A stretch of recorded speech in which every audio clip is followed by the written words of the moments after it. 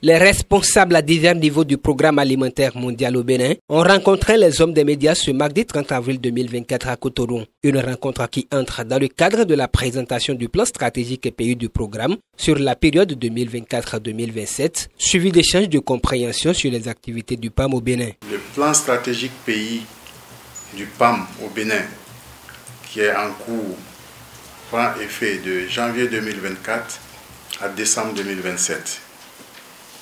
Il porte sur 3 piliers principaux.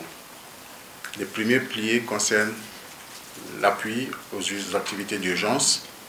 Le deuxième pilier concerne l'appui au programme d'alimentation scolaire.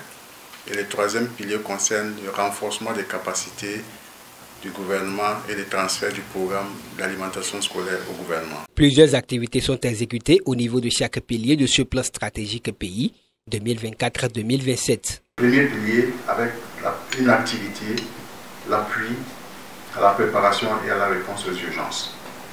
Le deuxième pilier qui concerne l'alimentation scolaire a 2 activités.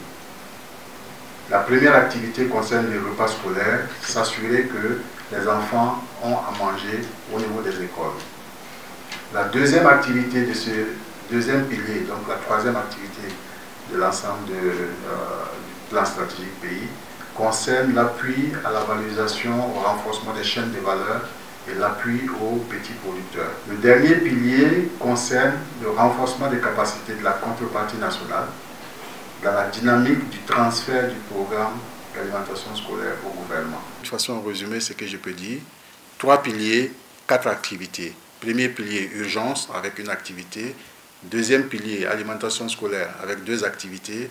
Et troisième pilier, renforcement des capacités et transfert du programme avec une activité. C'était également l'occasion de présenter la ligne verte, le 189 du PAM, aux journalistes. Alors, le 189 créé par le PAM ou obtenu par le PAM auprès de l'autorité de régulation des communications électroniques et des postes aide le PAM à recevoir les avis des populations bénéficiaires de manière à améliorer la mise en œuvre des activités. Vous savez, actuellement, la mise en place des lignes vertes n'est pas l'apanage seul du PAM.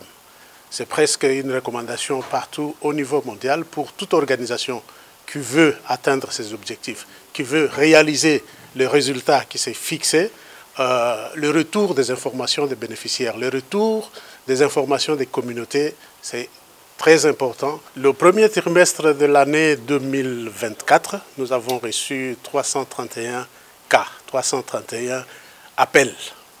Je ne dirais pas que tous les appels sont des plaintes. Nous avons reçu 331 appels. Dedans, nous avons à peu près 56 cas qui concernent l'activité d'alimentation scolaire, qui est l'une des activités réalisées par le PAM.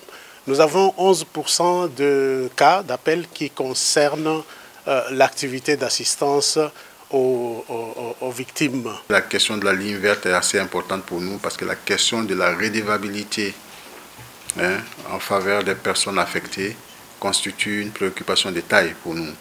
De sorte que vous allez nous accompagner pour diffuser davantage le numéro vert, le 189, de sorte que tous les acteurs, comme l'a dit le collègue, ce n'est pas seulement les bénéficiaires qui peuvent l'utiliser, tous les acteurs, les journalistes au niveau communal et tous les acteurs, même juste un passant qui observe quelque chose qui pense être déplacé peut appeler pour avertir en réponse à une des préoccupations, une des questions. Ce sont aussi des actions de dénonciation, de remontée qui nous permettent d'améliorer notre programme et qui permet donc d'améliorer, de renforcer la qualité de notre intervention en faveur des personnes vulnérables. À noter que le programme alimentaire mondial œuvre à travers ses interventions dans chaque pays à sauver et à changer des vies.